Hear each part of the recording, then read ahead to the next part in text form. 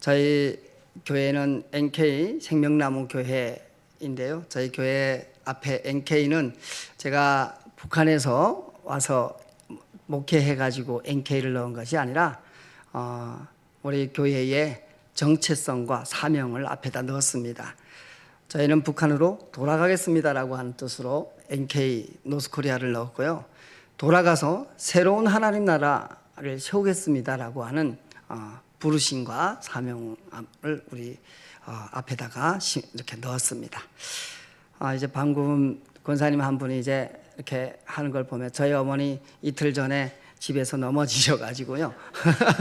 허리 87세입니다. 저희 중조 할머니는 106세, 우리 외할머니 97, 98세에 소천하셨는데요. 다 이제 고향들이 다 한국이었다가 중국에서 넘어가서 중국에 사시다가 저희 어머니 북한에 가서 저를 낳은 이런 가정입니다. 오늘 하나님의 부르심과 더 콜링, 이제 이 주제로 제가 뭐 방송에서도 나오고 뭐 에스더기도 운동본부에서도 나오고 이제 여러 가지 나오는데요. 제가 오늘 이 부르심이란, 하나님의 부르심이란 무엇인지 뭐 여러분 너무 다 잘 아시고, 또 제가 너무 이제 우리 한국 교회에서 존경하는 김진원 목사님, 또 이렇게 우리나라 우리 민족에게 굉장히 큰 영향 또 끼치고 계시는데, 이런 데 와가지고 부르심과 또 콜링을 노라는 것이 좀 부끄럽긴 한데요. 저는 이 부르심이란 새로운 정체성으로의 초대라고 생각합니다. 여러분 이제 뭐 어떻게 설교 이런 것보다도 이 그때 그 소아시아의 성도들에게 아무것도 볼 것 없고 누구도 인정해주지 않고 어렵게 살고 또 핍박 아래에 있고 이러던 그들에게 베드로가 너희는 택하신 족속이요 거룩한 왕 같은 제사장이요 거룩한 나라요 소유된 백성이다. 그리고 또 그에게 이렇게 사명을 부여하죠. 이렇게 해주신 것은 너희를 그 기이한 어둠에서 기이한 빛에 들어가게 하신 하나님의 일을 선포하게 하기 위함이다. 말씀 가운데 부르심과 소명이 더 콜링이 있습니다. 그래서 제가 오늘 여러분에게 나누고 싶은 말씀은 2000년 전에 우리 예수님의 제자들에게 또 소아시아 성도들에게 있었던 이 말씀이 오늘날에게도 동일하게 우리 탈북민들에게 그대로 적용돼서 우리에게 나타났음을 여러분들에게 증언하려고 합니다. 여러분 고향은 어디십니까? 여러분 한국에서 태어나셨고 이제 이러셨는데, 지금 보고 계시는 저 영상은 우리 지금 목사님께서 공항을 가셨는데 가서 보게 될 함경북도 해령 유선이라고 하는 저희 고향을 바라보며 찍은 영상입니다. 10여 년 전에 찍은 영상이고요. 저희는 이제 해령시라고 하는 탄광마을 농촌에서 태어났습니다. 여러분 지금 저 영상에서 뭘 보고 계십니까? 우리 한국에 산불 나서 타다 남은 곳도 저렇게 황무지가 되지 않았습니다. 돌밖에 없는 그런 곳이 아닙니다. 여러분 저 곳을 보니까 저희가 생각났던 하나의 기도문이 보입니다. 우리나라에 147년 전에 우리나라에 오셨던 1885년 4월 5일 날 언더우드 선교사님이 우리 민족에게 이제 선교사로 오셨는데, 그때 이런 기도를 합니다. 주님, 이곳 지금은 아무것도 보이지 않습니다. 주님, 메마르고 가난한 이곳 조선 땅, 나무 한 그루 시원하게 자라오르지 못하고 있는 이 땅에 저희들을 옮겨 심으셨습니다라는 기도를 하고 있죠. 그런데 오늘날 우리가 목사가 되고 보니, 사역자가 되고 보니, 우리 민족을 다시 보고 우리 고향을 다보고 돌아봤을 때, 우리 형제 자매가 살고 있는 그 땅을 돌아봤을 때 저 기도는 오늘날 우리에게 우리의 현재형입니다. 그런 고향에서 살던 저희 저 땅, 한때는 부흥으로 동방의 예루살렘이라고 불리던 저것이 빛의 나라로 불리던 저것이 이제는 어둠의 땅, 우리 한국이 이제는 빛의 땅이 돼서 이렇게 바뀌었습니다. 저는 그런 곳에서 태어났습니다. 태어나서 이렇게 어린 시절을 보냈고요. 저희 누나 결혼식 사진에서 저희 삶의 문화가 나오고 있습니다. 저는 중국에서 저렇게 저희 어머니랑 같이 10년 정도 살았습니다. 그리고 지금 나오고 있는 저 사진은 한국에 들어왔을 때 국정원이라고 하는 조사기관에서 이렇게 사진 찍은 사진인데요. 그때 긴장된 저 얼굴, 여러분 이제 얼굴에서 지금 신분증 사진도 저 사진입니다. 신분증 사진인데요. 지금 사진 어떻나요? 여러분 옆에 분 얼굴 한번 보세요. 당신이 얼굴을 보고 천국과 지옥이 왔다 갔다 합니다. 저는 제 얼굴 보고 저 사진을 보고 아이고 천국과 지옥이 따로 없네. 제가 옆에 있는 사진은 하나님 만나서 신학생이 돼서 찍은 사진입니다. 하나님 만나고 나니까 제 얼굴이, 제 삶이 변해서 그 안에 있는 평강이 주는 힘, 천국이 저런 거구나 얼굴에서 나타나는 것을 볼 수. 저희는 지금 어머니 87세 어머니 모시고 있고 아들과 딸이 있습니다. 누나 조카 있고 저는 한국에 와서 결혼식 했고요. 지금은 유니블 하트라고 하는 탈북 청소년 캠프 사역을 하고 있습니다. 그리고 교회를 개척했습니다. 이제 3년 전에 교회 개척했고요. 저렇게 짧은 소개, 우리 가정을 소개하고 사역을 소개했는데, 저는 우리 하나원이라고 하는 그곳에 가면 탈북민들 그리고 또 우리 사역자들, 북한 기독교 총연합회라고 하는 탈북민 목회자들만 한 130여 명이 모여 있는 곳이 있습니다. 그곳에서 자 이제 하나원 1기부터 지금은 342기까지 하나원에 있습니다. 지금 50여 명 정도가 있는데 몇 기입니까? 하면 전 90기인데요. 이제 뭐 1기생도 있고, 근데 1기도 없을 때 92년도에 첫 탈북했습니다. 저희는 가정이 이제 하나님 이제 97년도에 김정일 시대에 97년도에 첫 고난이 행군을 북한이 선포했는데, 사실상 북한의 고난이 행군이 시작된 그 시기는 92년도 그때부터 나라가 어렵기 시작했습니다. 배급을 공급하지 못해서 공장에서 기업소들에서 기계들을 뜯어다가 중국에다 팔고 도둑질에다가 이제 골동품들 개다 팔고 나라의 어떤 이제 이런 것들, 그리고 어려움을 겪기 시작한 것이 92년도부터입니다. 그 92년도 12월 달에 저는 저희 가정, 우리 누나, 우리 어머니, 그리고 저와 저희 조카, 누나 아들, 그리고 저 이렇게 4명이 탈북했습니다. 그랬다 93년도에 북송돼서 감옥을 갔다가 왔고요. 이제 이렇게 탈북은 92년도 한 번 하고 북송돼서 갔다 97년도에 재탈북했고요. 우리는 북한에서 그렇게 탈북했지만 북한에서 뒤돌아보니까 우리는 북한에서 뭐 했지라고 하는 우리의 삶에, 우리 오늘 정체성 이야기하잖아요. 우리 과거에 어떤 사람이었지 생각해봤습니다. 생각해봤더니 우리는 북한에서 어려서부터 이런 걸 배웠더라고요. 국가로부터 받은 첫 마디, 어린이 그 집에 가서 첫 마디, 제일 먼저 배우는, 국가로부터 배우는 마디, 위대한 수령 김일성 동지 고맙습니다.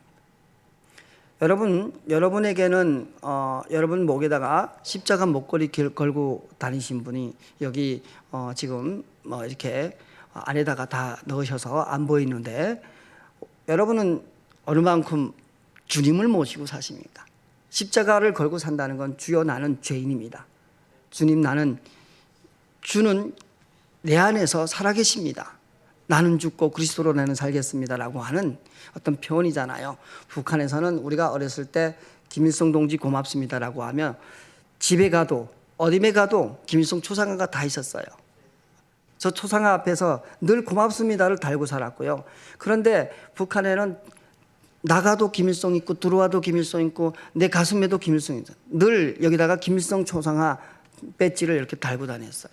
우리 십자가 목걸이 이제 못 하고 다니잖아요. 그런데 우리는 북한에서 이렇게 달고 다녔어요. 그런데 저기 나가면은 김일성 동상이 있는데, 저런 동상이 어느 만큼 많아요. 38,000개가 돼요, 전국에. 그러면 지금 김정은 동상은 이제 얼마나 많겠어요. 저 동상의 높이가, 단상의 높이가 요거 이제 얼마 안 높잖아요. 단상 높이만 3m입니다. 3m. 그리고 저 동상 높이가 20m입니다. 23m인데요. 그럼 저기 들어가는 재정이 얼마일까요? 순금 37kg가 들어갑니다. 저 동상 하나에. 그럼 순금 37kg면 지금 하나로 따지면 얼마나, 30억 정도.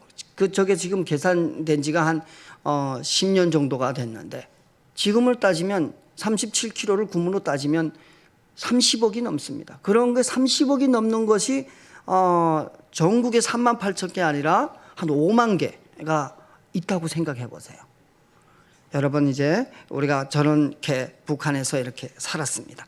늘 저렇게 혁명 선물 받으면 초상 앞에서 인사하고, 그리고 위대한 수령 김일성 동지께서 나라를 찾기 위해서 배움의 천리길을 가고, 그리고 막 일본 제국주의를 타도하고 뭐 전쟁하고 싸우고 나라를 찾아주셨어. 이런 여러분 성경 말씀, 하나님의 히스토리, 역사를 어느 만큼 잘 아십니까? 신구약의 어떤 이제 말씀 구조를, 책들을 어느 만큼, 사도행전, 적어도 사도행전의 어떤 이야기를 어느 만큼 알고 있습니다. 우리는 저 북한에서 김일성의 역사를 달달달달달 외워야 됐습니다. 그리고 매주 여러분 주일 어디 갑니까? 교회 가시죠? 우리는 모여가지고 생활총화했습니다. 생활총화의 기준이 뭡니까? 여러분의 기준이, 삶의 기준이 뭡니까?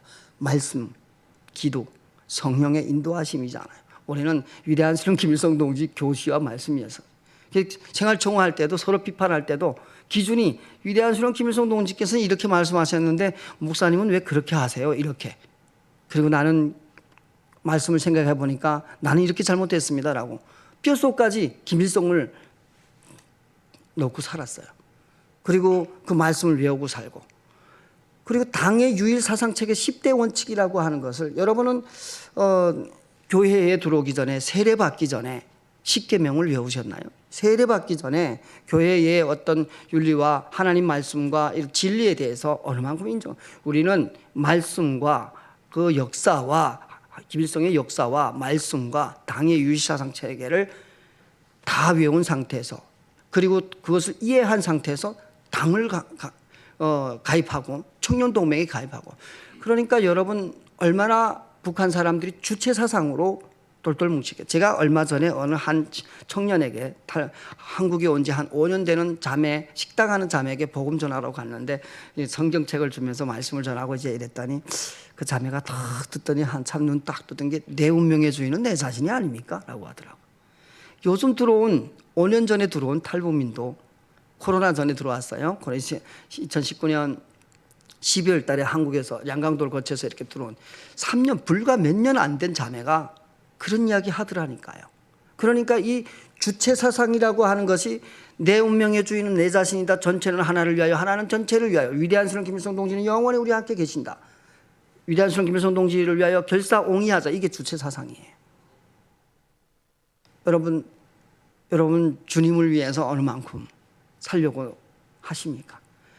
저 사람들에게 여러분 어느 만큼 복음을 전할 수 있다고 생각하십니까? 여러분 이 새벽에 이렇게 나오셔서 기도하고, 제가 여기 이렇게 거리가 먼지를 몰라고 좀 약간 늦었는데요, 오면서 생각했습니다. 우리 대한민국 교회에 아직도 희망이 있는 것이 이 새벽 기도가 하는 교회가 이렇게 있다라고 하는 것. 그런데 그럼에도 불구하고 북한을 놓고 봤을 때 우리는 대충 기도하고 대충 알면 저 사람들을 이기기가 어렵습니다. 여러분 아마 김진호 목사님도 잘 아시는, 이전에 한 10몇 년 전에, 20년 전에, 제가 온 지가 19년 차가 됐으니까 20년 전에 우리나라에 북한 중앙당 제1비서였던 황장엽 선생이 우리나라에 들어왔어요. 최고위급 간부였어요. 김정일의 책사였어요. 그래서 주체 사상이라고 만든, 러시아에서 철학을 졸업하시고 철학을 공부하셔서 철학 박사였던 황장엽 선생이 왔어요. 주선의 교수님, 우리 장로신학대학교 명예 교수님이셨던 그 주선의 교수님과의 굉장히 친분이 있어서 이렇게 늘 얘기했던 것이, 북한에 대하는 교회입니다. 이렇게 얘기했어요. 그런데 북한의 교회에 대하는 왜 교회입니까? 예수 그리스도밖에 그들을 이길 수 있는, 예수 그리스도로밖에, 그럼에도 불구하고 자기 희생과 자기를 내어줌으로 저들을 구원할 수 있는 힘은, 구원받을 만한 이름은 그거밖에 없으니까. 그래서 그렇게 이야기했는데, 제가 정말 봤을 때는 그럼에도 불구하고 우리 기독교인들이 정말 주님으로 철저히 무장하지 않으면 안 된다. 저 북한은 영적 DNA라고 했잖아요. 영적 DNA 안에 뭐가 있을까요? 성경의 자리에 교시로, 십자가의 자리에 초상화로, 주일 예배 자리에 주생활총화로, 예배당 자리에 연구실로, 10계명 자리에 10대 원칙으로 있습니다. 그러니까 저 대항을, 우리는 그들이 잘못된 것을, 인간 중심으로 우상을 만든 저들에게 그것이 진리가 아님을 우리에게 가르칠, 우리가 이뤄가야 될 하나님 나라입니다.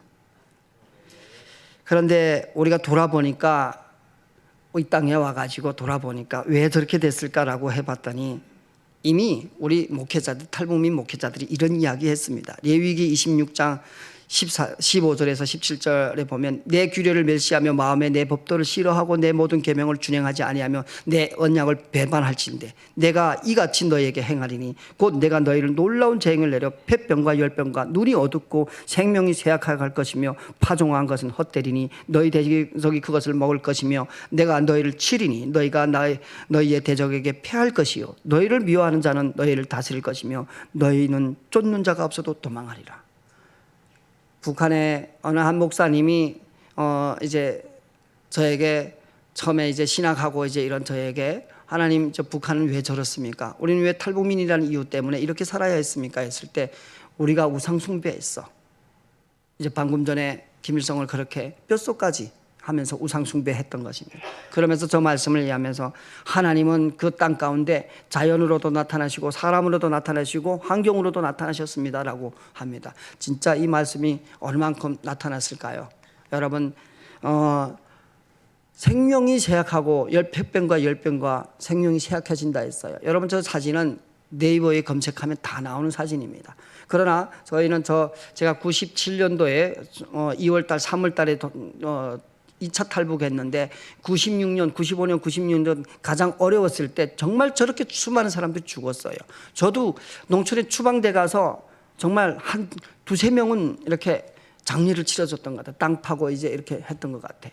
정말 저렇게 어린 아이들이 기력이 없어서 쓰러지고 수많은 사람들이 먹을 것 찾아 가다가 쓰러지고 죽고 저런 것이 허다했습니다. 이거는 그냥 사진에서 그냥 홍보용이 아니라 실제였습니다. 우리에게는.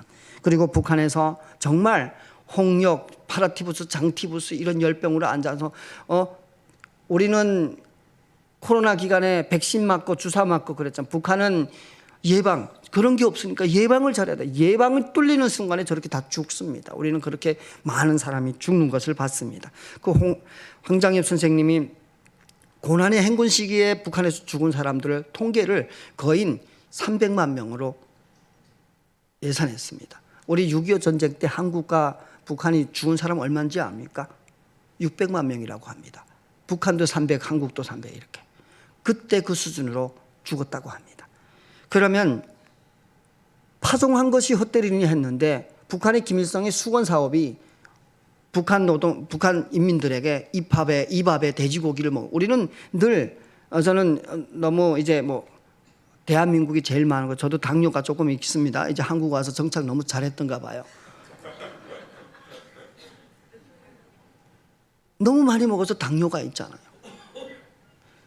북한의 김일성이 주민들에게 그렇게 잘 먹이고 싶었는데 농사가 안 되잖아요. 그래서 우리나라의 김대중 대통령이라는 분이 북한에다가 비료를 엄청나게 개다 주셨어요. 그랬더니 우리 주님께서 그게 이제 북한에 이제 농사가 잘 돼서 막 그 옥수수가 막 이렇게 자라고 있을 때 그 해에 따라 북한에 보통 태풍이 올라가는 일이 없습니다. 그런데 그 해에 따라 올가라는 태풍이 북한을 전역을 쓸어버립니다. 그래서 이만큼 자랐던 옥수수 벼밭이 싹 다 물바다가 돼서 그것을 우리는 자연에 나타나신 하나님의 일이라고 얘기했습니다. 하나님께서 우상숭배로 김일성을 찬양하고 김일성을 우리 뼛속까지 지금도 그렇게 얘기하고 우리 어머니는 기도하다가 지금 치매니까 한다는 것이 장백상 줄기줄 이런다니까요. 이게 무슨 노래인지 알아요? 김일성 찬양하는 애국가예요. 이제 북한 김일성을 찬양하는. 그러니까 언연중에 심중에 치매가 돼서 그렇게 하지만 어느 만큼 우리에게 저게 뼛속까지 갈려 있는지를 얘기하고 그런데 저 우상숭배하는 저 땅에 농사가 저렇게 안 됐습니다. 그래서 수많은 사람이 지금 굶어 죽고 힘들죠. 시장은 붕괴되고 그리고 쫓는 자가 없어도 도망하리라. 우리 탈북민들이 중국에 지금 우리 목사님께서 지금 중국 가셨는데 중국에 탈북민이 한 어느 만큼 있다고 생각합니까? 2007년도에 불교의 어느 한 그 단체 이제 조은보시라고 하는 단체가 중국에 있는 탈북민들 논문 자료 나온 거예요. 찾아보니까 15만 명에서 30만 명을 예상하더라고요. 또 논문 자료 하나 미국 무부의 어떤 분이 이제 논문 자료 보니까 7만 명에서 12만 명으로 2007년, 2009년. 그럼 그때 저렇게 정도 되면 저는 지금은 15만 명, 30만 명이 된다라고 확신하고 있어요. 우리 한국에 얼마만큼 들어왔어요? 34,537명, 작년 12월 달 기준으로 통계로 그렇게 들어왔습니다. 여러분, 저들에게 한번 물어본다면, 저들에게 물어볼 때 당신은 왜 도망쳤습니까? 북한에서 탈북해서 나가라 해서 나왔습니까? 단 한 명도 북한에서 나가라 해서 나온 사람 한 명도 없습니다. 말씀이 뭐라고 했어요? 쫓는 자가 없어도 너희는 도망하리라. 우상숭배가 만연했던 그곳에서 너희가 하나님의 말씀을 청종하지 아니하고 순종하지 아니하고 배반할진대 너희가 이렇게 생명이 쇠약하여지고 파종한 것도 헛되게 되고 쫓는 자가 없어도 도망하리라. 그리고 너희는 너희 대적에게 패하리라. 저는 확신합니다. 아무리 두국가론 얘기하고 아무리 어떻게 해도 북한은 반드시 주님께로 돌아옵니다. 반드시 우상숭배 나라는 없어집니다. 이제 반드시 주님께로 돌아옵니다. 저는 그렇게 확신하고 있습니다.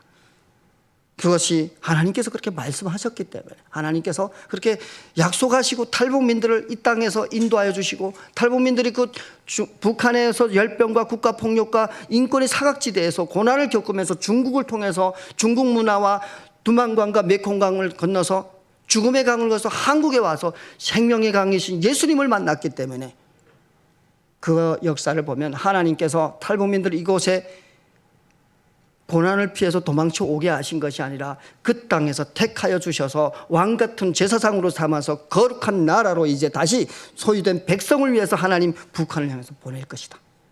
그런 의미에서 탈북민은 그냥 온 것이 아니라 하나님으로부터 택함받고 파송받아 이 땅에 온 한국교회의 파트너로서의 동력자다라고 하는 것을 저는 확신하고 있습니다.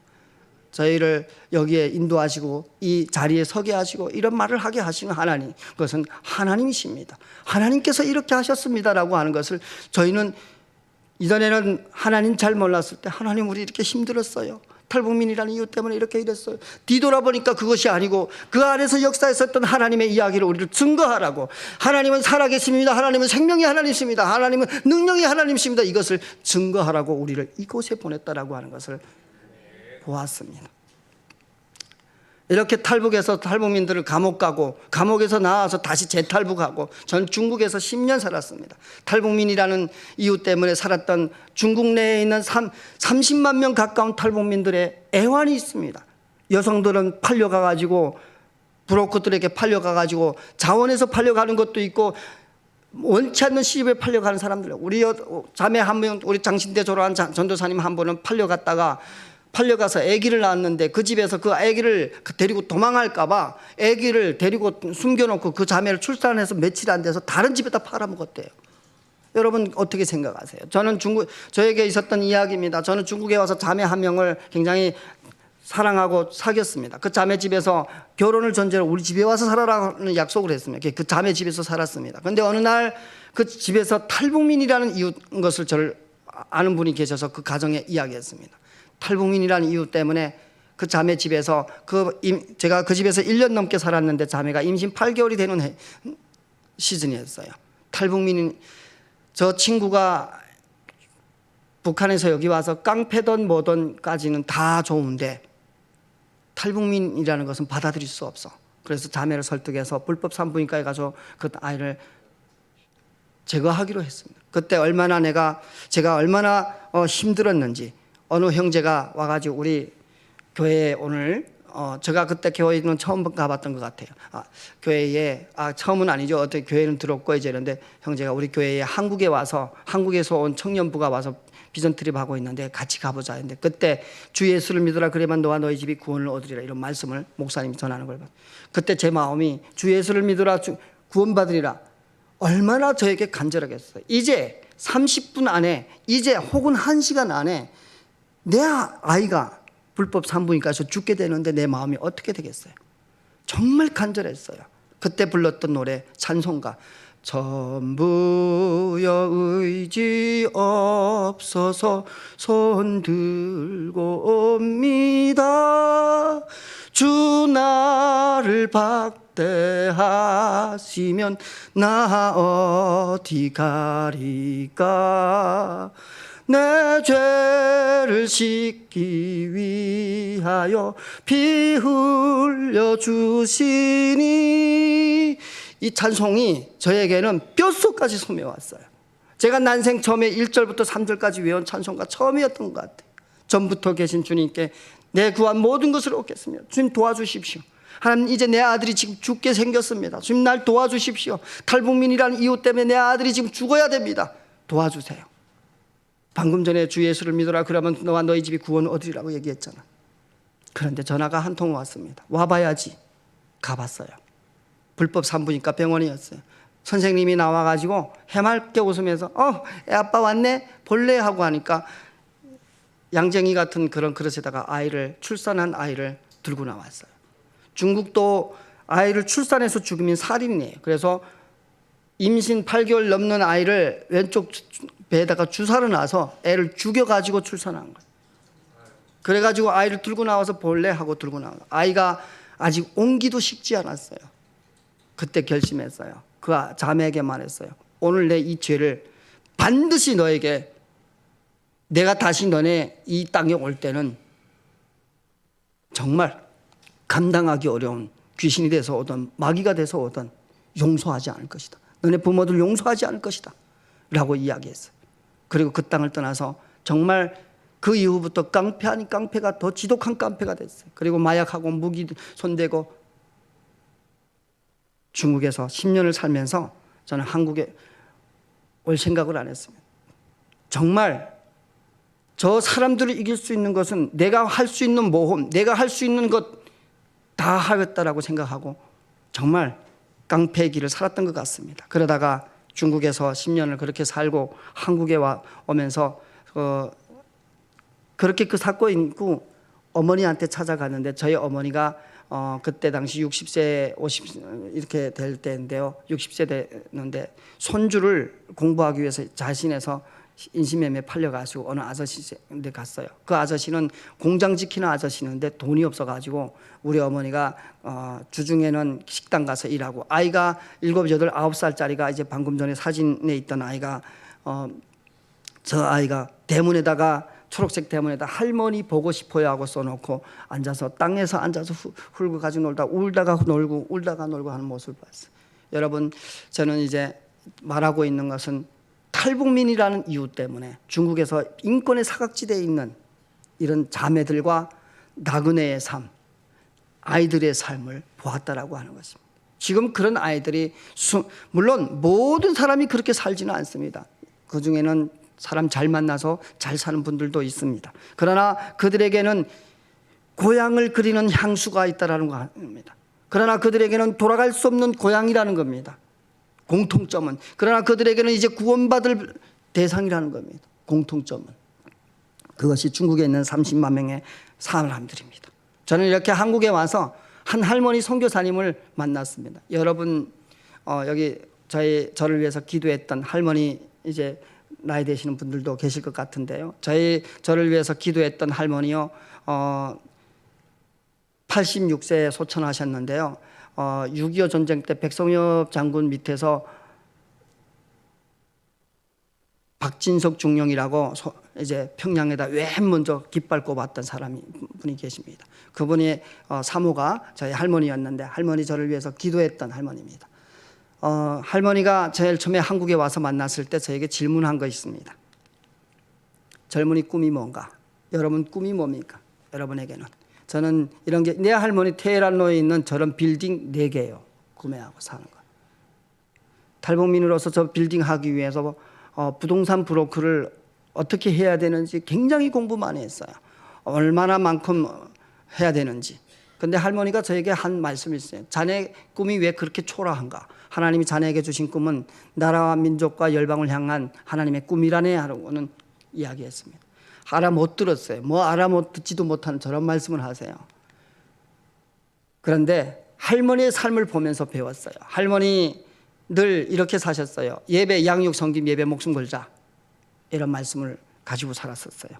저는 할머니 보면서 기도가 뭔지, 말씀의 삶이 뭔지, 말씀의 능력이 뭔지를 배웠던 것 같습니다. 할머니 어느 날 저에게 말씀 한 구절 주셨어요. 하나님께서 너에게 아들을 주신단다.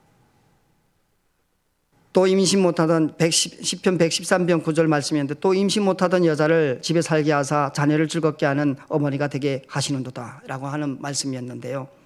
저희 할머니 이 말씀 주고 가서 기도받으라고 하시더라고요. 그래서 목사님한테 기도받았어요. 그런데 저는 그때 제가 중국에서 뭐 했다고 했죠? 마약을 오랜 시간 했다고 했죠. 이제 근데 그래서 저는 이제 정상적으로 아이를 가질 수 있는 남자가 아니었어요. 남자가 아이를 정상적으로 가지자면 남자의 정상 운동 수치가 80% 이상 돼야 됩니다. 그래서 인공수정으로 뭐 이제 병원에 가서 하려면은 40% 이상 돼야 됩니다. 그런데 저는 15%도 안 됐어요. 정자 운동 수치가. 그리고 거기다 정자 운동 수치는 15% 안 되는데 기형이었어요.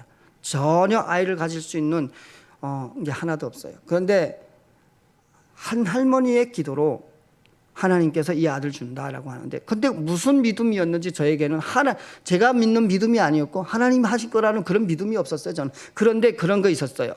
이 믿음이 하나님으로부터 온 믿음이 하나님께서 하신다라고, 하나님이라다라고 하는, 이것을 하나님이다라고 하는 것을 하나님 주신 믿음이 있었어요. 그 기도를 받았는데, 그래서 태어난 아들이 저희 아들입니다. 이름이 나다나엘입니다. 나다나엘의 뜻이 하나님이라 선물이라는 뜻입니다. 헬라어로. 저희 아들이 그렇게 태어났습니다. 여러분, 제가 이 이야기하는 것은 마귀는 중국에서 생명을 죽였지만 하나님 만날만 할 때, 그러나 저는 하나님을 믿었다는 그 이유 때문에 하나님께서 생명을 주시는 것을 보았습니다. 전혀 불가능한 속에서 저는 그렇게 하나님을 만났고, 할머니가 76세 때에 40일 금식 기도하는데 38일째 되는 날에 할머니 꿈속에서 하나님께서 딱 나타나서 반지 하나 끼워주시더라고요. 딸아, 네가 이렇게 순종하여 기도하였으니, 그러면서 환상이 싹 바뀌면서 중국에서 뛰어노는 탈북민의 청소년들을 보여주시더라고요. 저 아이들은 나를 만나기 위해서 저렇게 뛰어논다. 너는 저 아이들을 위해서 돌보지 않겠니?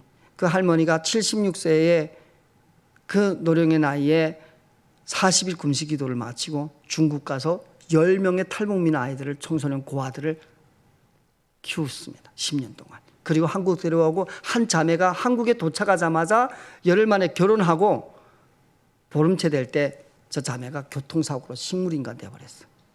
그런데 교통사고로 식물됐는데 그 할머니 따님이 굉장히 유명한 삼성가 집안이기도 하고, 또 할머니 또 유명한 집안이었기도 했기 때문에 굉장히 의사협회 회장도 하셨고 해서 할머니 따님이 좋은 병원을 안내했어요. 근데 그 병원 원장이 그러시더라고요. 이 딸이, 이 여자애가 이제 살면 2년 정도 사는데 2살짜리 내려 가지고 살지 않으면, 만약에 안 좋으면 21일, 한 3, 4주 안에 이 아이가 운명할 수 있다. 그래서 사인하라라고 이제 이렇게 중환자실에서 이제 안 된다라고 하는 것을 이미, 그때 할머니가 하신 말씀이 있었어요. 지금부터 하나님이 하실 때다. 과학이, 의학이 포기했을 때 지금부터 하나님이 하실 때다라고 선정하고, 여러분 아마 김진호 목사님도 두리아나 교회라고 하는데 지금은 굉장히 안 좋은 상태인데요. 거기에 있을 때 그때 청년들, 그 교회에 다녔던 두리아나 국제학교가 저 아이들 때문에 만들었어요. 관악구에 있는 우리들 학교도 저 아이들 때문에 만들어졌어요. 생명나무 교회가 그 할머니 때문에만. 저는 그 우리 할머니의 기도의 유업을 따라서 NK 생명나무 교회라고 개척한 겁니다.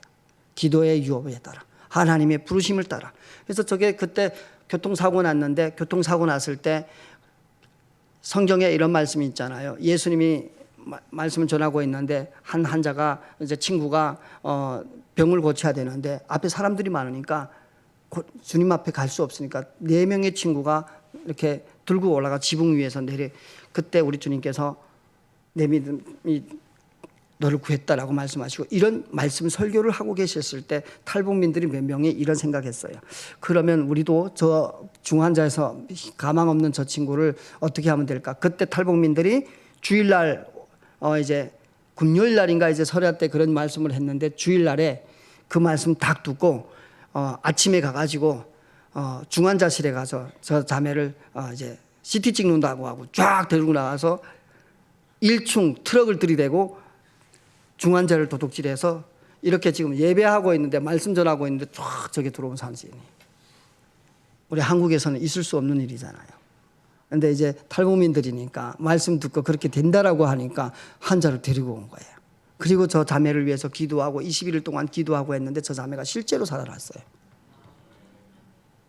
하나님의 말씀 믿는 대로 나타나는 할 수 있거든 웬만이냐 믿는 자에게 능치 못하면 없느니라. 여러분 잘 외우시는 말씀입니다. 그런데 실제로 그렇게 해보셨냐고요. 탈북민들이 무식하게 한절 도둑질은 해봤지만 역사는 일어나더라 이거예요.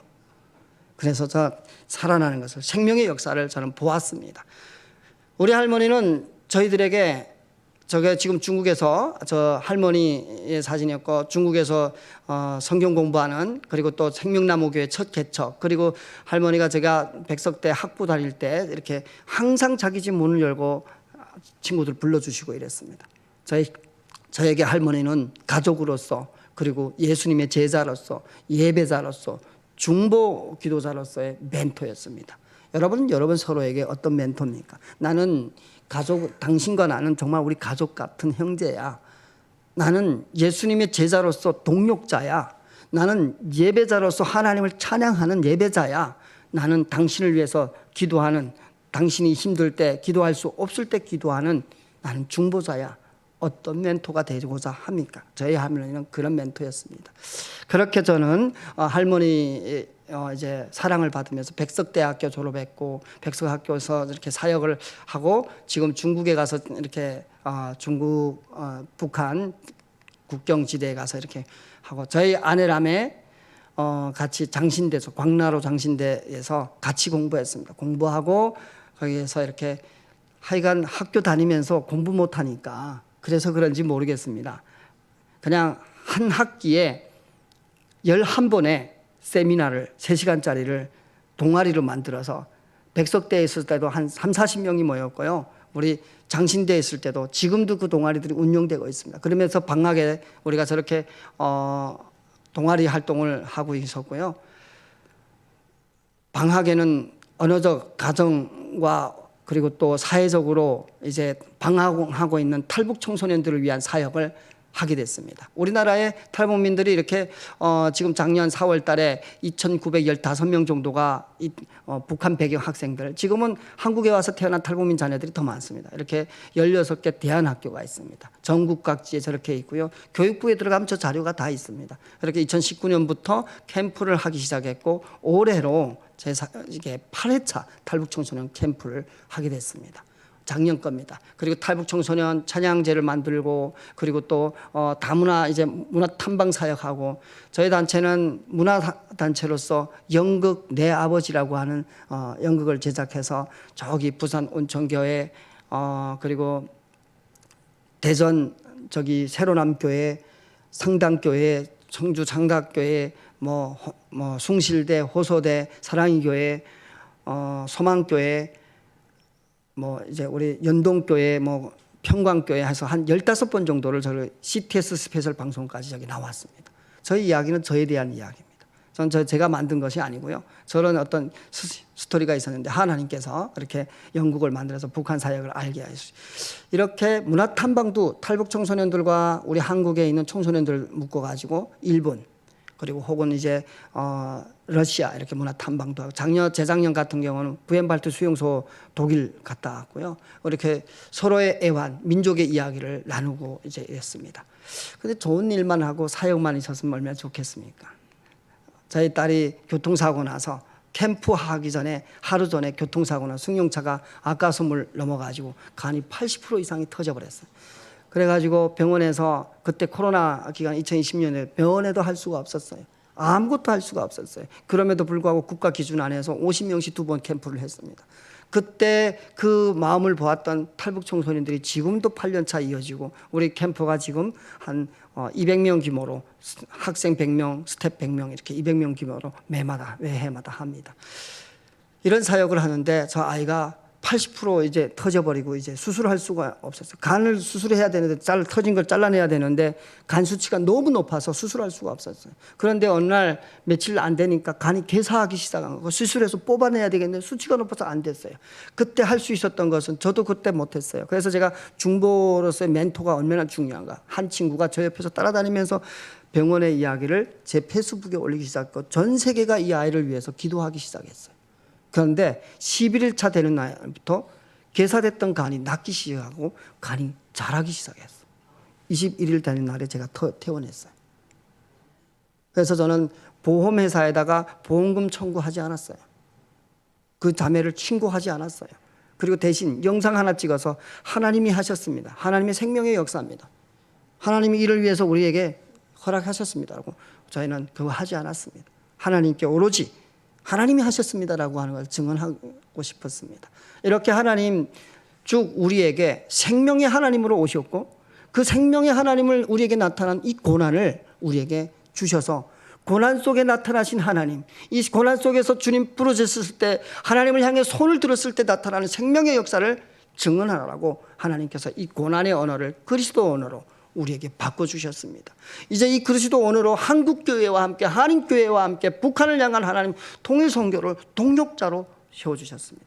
그렇다면 탈북민들은 더 이상 이제는 고난을 호소하고 어렵습니다, 힘듭니다 이런 어떤 사람으로서가 아니라 이제는 선교적 주체로 하나님께서 세워주셨습니다. 저희 교회 이제 3년 전에 개척했고 지금 이렇게 사역하고 있습니다. 튀르키예 제가 여기까지만 이야기하려고 합니다. 제가 작년에 8월 달에 튀르키예 아프가니스탄에서 온 난민들 전도하러 갔습니다. 한 8년, 7년 이렇게 전도했는데 전도가 안 되고 한 10년 정도가 돼서 교회가 8년 차 돼서 교회가 됐다가 또 한두 명 교회가 될라 하면 무너지고 했는데 저를 초대해 가지고 전도 한번 했으면 좋겠다 해서 제가 5가정인가 6가정을 돌아다니며 전도를 했습니다. 그런데 그중에 탈레반 서열 3위였던 가정이 있었습니다. 남편이. 근데 미군에 의해서 맨 첫 사진, 핸드폰 저 사진이 미군에 의해서 그 남편이 사살된 사진인데요. 그 집에 아내와 아들이 있었어요. 딸이 있었어요. 그걸 데리고 터키를 도망쳐 왔어요.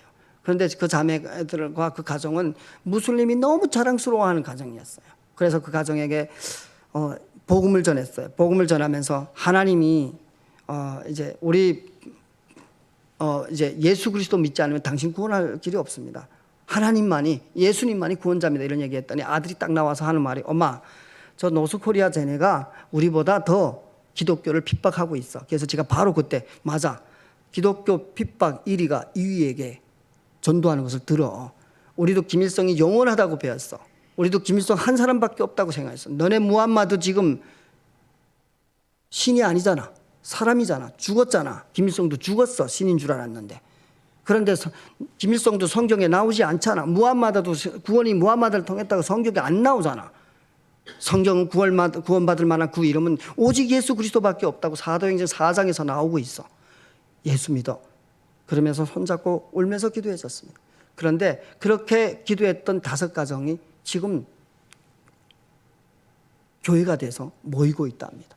저는 확신했어요. 탈북민들에게는 이제 선교적 주체로 탈북민들이 그리스도의 언어가 이제 복음의 언어로, 고난의 언어가 복음의 언어로 바뀌어서 선교적 주체로 하나님께서 사용하고 계신다라고. 저는 오늘 여러분, 기도하는 여러분이 오늘 그것을 위해서 정말 여러분 그런 선교적 주체로서 하나님의 말씀이 살아 역사하는, 기도하는, 나라 민족을, 건강을 지켜내는 그런 여러분이 됐으면 좋겠습니다. 마지막으로 우리 사역 이제 이랬는데 지금 한국의 정체성 탈북민 변화 방금 전에 정기적 주체라고 했고요. 이렇게 탈북민들은 34,537명이 왔고 이들 중에 기독교 나는 종교가 기독교입니다 하는 분이 작년 2025년 12월 남북 하나 재단의 통계에 의하면 33.9% 11,000명입니다. 그리고 사역자가 200여 명, 목사, 전도사, 선교사가 현장 사역자 200여 명입니다. 그리고 탈북민 교회가 75개 이상입니다. 여러분 이것은 그냥 온 것이 아니고 한국 교회의 기도의 열매입니다. 이것이 그냥 온 것이 여러분 기도가 있었기 때문에 중보자들이 있었기 때문에 하나님 실향민들이 이 땅에 오셔가지고 통일을 위해서 기도한 기도가 쌓여 있었고 나라 민족을 위해서 기도하는 기도가 쌓여 있었고 여러분이 기도가 섬김이 있었기 때문에 탈북민들이 여기까지 왔습니다. 그래서 탈북민들은 여러분의 기도 응답이고 그들은 탈북민 교회는 기도의 열매입니다. 그 탈북민 교회는 이제 탈북민 한 사람 한 사람 이제 예수 믿고 북한 돌아갈 때는 북한에 다시 세워질 하나의 교회입니다. 여러분 이 땅에서 돈 많이 저축하고 북한에서 교회 세운다. 사람이 없는 교회는 세상에 없습니다.